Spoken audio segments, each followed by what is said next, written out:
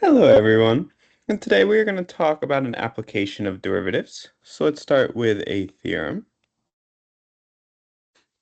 So our theorem says suppose f is a continuous function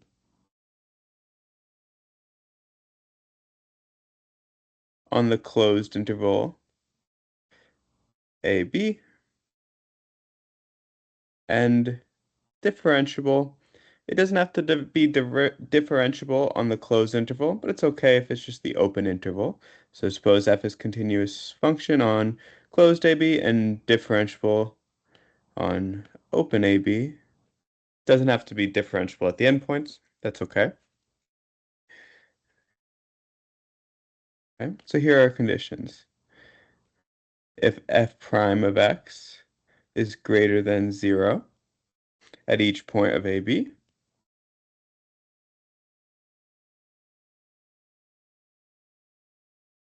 then the function f is increasing on AB. Then f is increasing on AB. And then we also have the opposite. If f prime of x is less than 0 at each point of AB, then the function itself, so then f is decreasing on AB. All right, so that's going to be our first derivative theorem. Okay. So what I want to do in my first example, let's say I have the function x to the third minus 12x minus 5.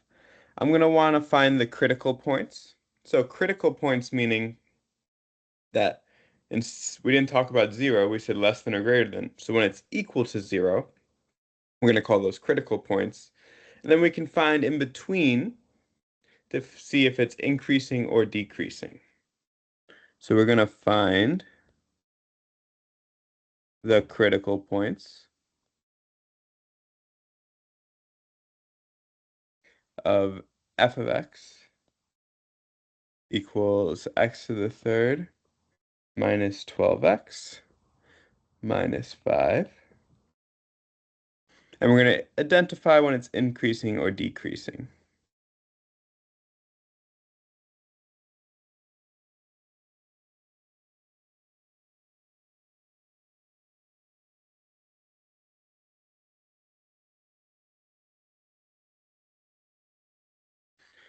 Okay.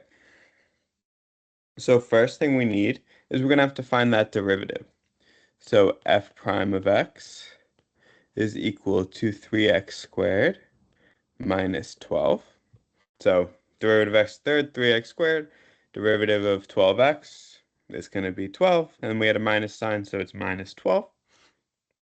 And then we could factor this thing a little bit.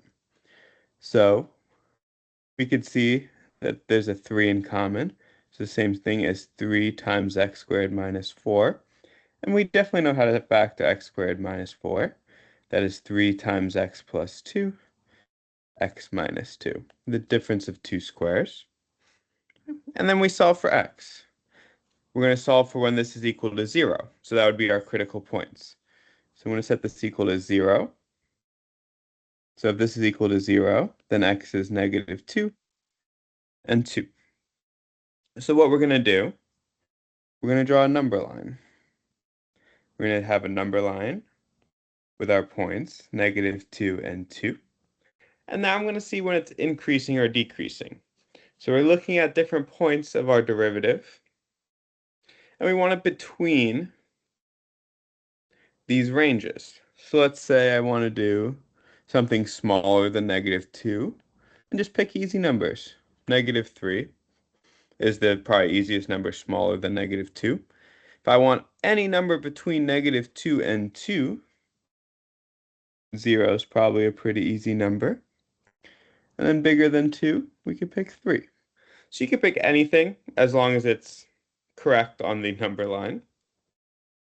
And it's between our critical values, or to negative infinity or infinity in this case. So we can think about f of -3 first. We really only want to know if it's positive or negative, but this one's pretty straightforward. I could find the value. If I plug in -3 into f prime, I'm going to get -3 squared times 3 minus 12, which is going to give me 15. 15 is a positive number, so that's going to be increasing. If I plug in 0, I definitely are going to get a negative number. So I have 0 minus 12. So that's decreasing, since -12 is negative. And then f prime of 3, in this case, would be 15 as well. So again, it's increasing. So the function starts increasing, it decreases between -2 and 2, and then increases again after we pass 2.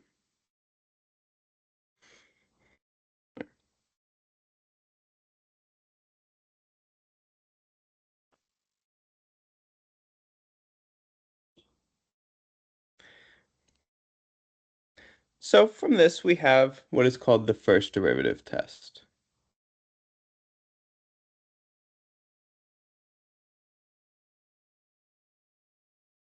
Okay. The first derivative test tells us, 1,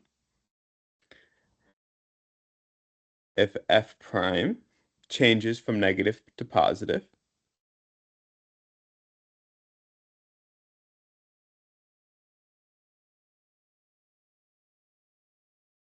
at c,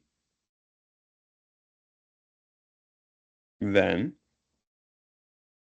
f has a local min.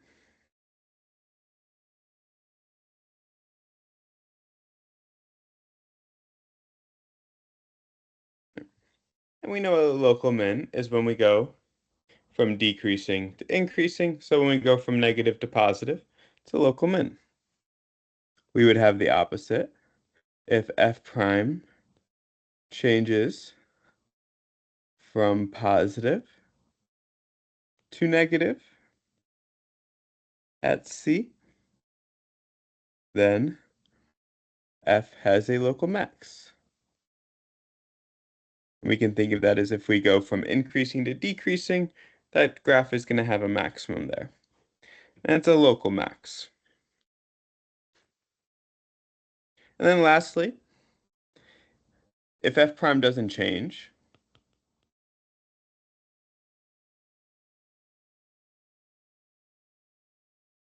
so of course meaning change in sign, it's not an extreme point.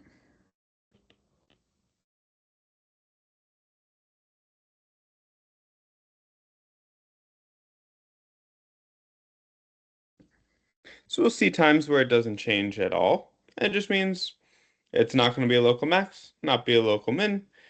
There's different reasons for it. Let's look at some more examples. Let's take f of x equals x to the 1/3 times x minus 4. And we're going to find the critical values, see where it's increasing and decreasing. And then from there, we can go ahead and see if we have any local min or maxes, or if nothing changes at all. Okay.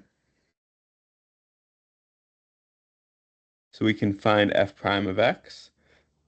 Let's try and avoid using the product rule. Instead, let's distribute this x to the 1/3. So 1/3 times x to the first is x to the 4/3.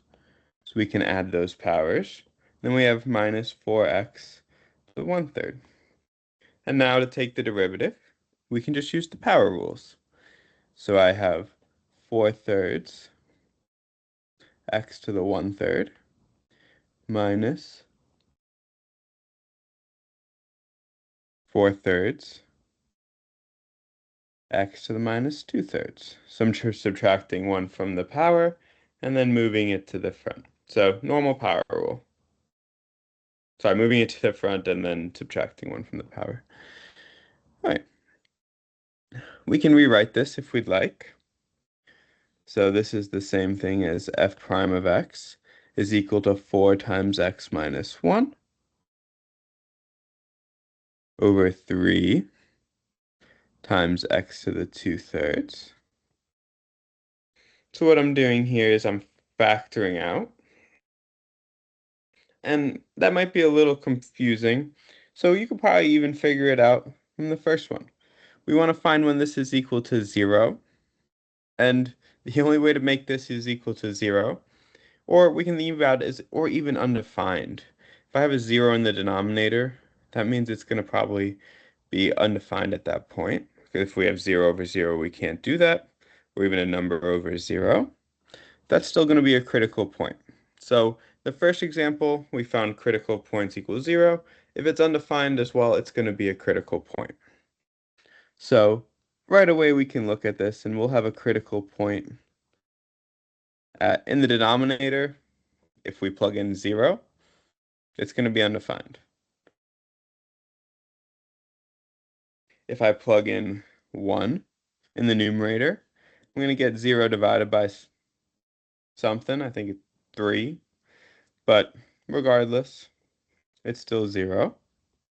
So we'll also have a critical point at x equals 1. So instead of trying to solve that all out, you can think of it intuitively. Make the numerator 0, x would be 1. Make the denominator undefined, x would be 0. So we have critical points at 0 and 1. And now we're going to find where it's decreasing and increasing. So if I plug in any negative number here, let's say I pick -1. I'm going to have a negative in the numerator.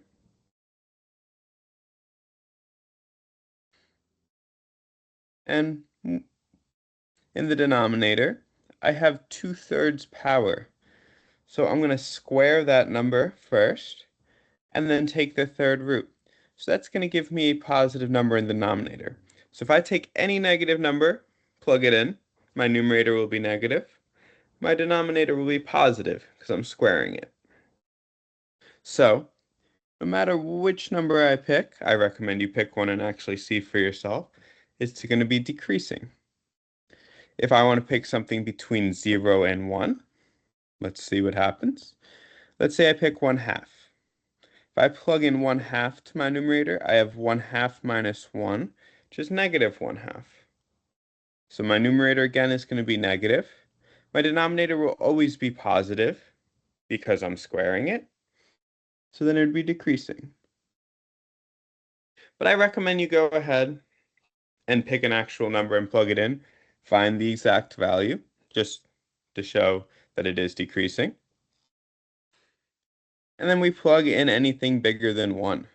If I plug in 2 into the numerator, I'm going to have a positive numerator. And then again, the denominator is always positive, so it's going to be positive. So this will be increasing. I recommend you pick points, like I've said, but we can see it's decreasing, decreasing, increasing just by the signs. So we don't even need these exact numbers, but it's good to see and find those numbers. Okay, so now we can see which cases we have. We change at 1 from decreasing to increasing. So right here, when we go from negative to positive, we're going to have a local min. At 0, we're going decreasing to decreasing. So we'd have case 3, nothing happens. And we'll see that since it was undefined there, a lot of times that's going to be the case. Not saying always the case, but it's undefined at 0. So it could stay going decreasing to decreasing, and that's okay.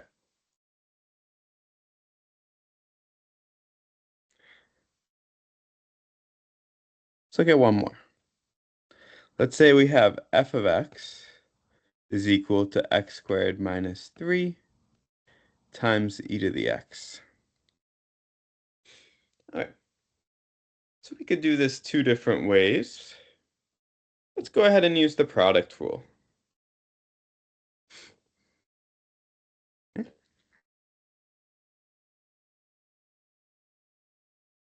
So we want to find the derivative. We do the product rule. So if I pick f to be x squared minus 3, g to be e to the x, g prime is e to the x, f prime is 2x, f prime of x is then x squared minus 3 times e to the x plus 2x e to the x. Let's write this all out. If I distribute this e to the x, so I have x squared e to the x minus 3 e to the x plus 2x e to the x. We're going to do one more step to simplify. Now let's factor out e to the x, and then rewrite this as a nice quadratic. So if I factor out e to the x from each term, I have x squared. I'll factor it out from the 2x first, so plus 2x, and then minus 3. And then that would equal 0 if we want to find the critical values. And we know e to the x can't equal 0. It's not in the domain of e to the x, so we can completely ignore it. All I have to do is factor x squared plus 2x minus 3, or plug it into the quadratic formula. Either one would work. But this would factor to what, x plus 3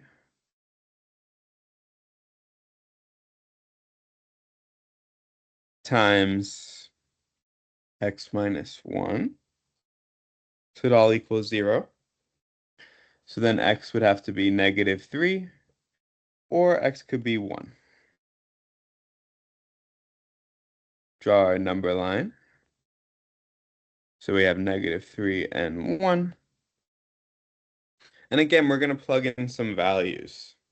So we could pick, let's say, negative 4.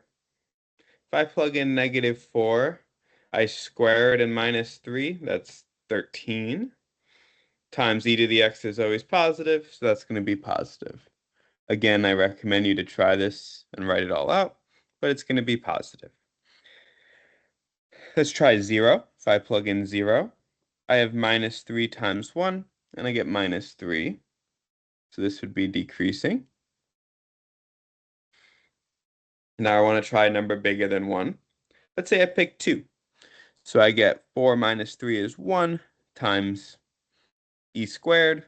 That's about 7 something. So this would be increasing. So now we have both cases here. We go from increasing to decreasing and decreasing to increasing. So at my first point here, when I have increasing to decreasing, I'm going to have a local max. When I go decreasing to increasing, I'm going to have my local min. That's going to be it for today's class. Please go ahead and try those practice problems. And I hope everyone has a great day.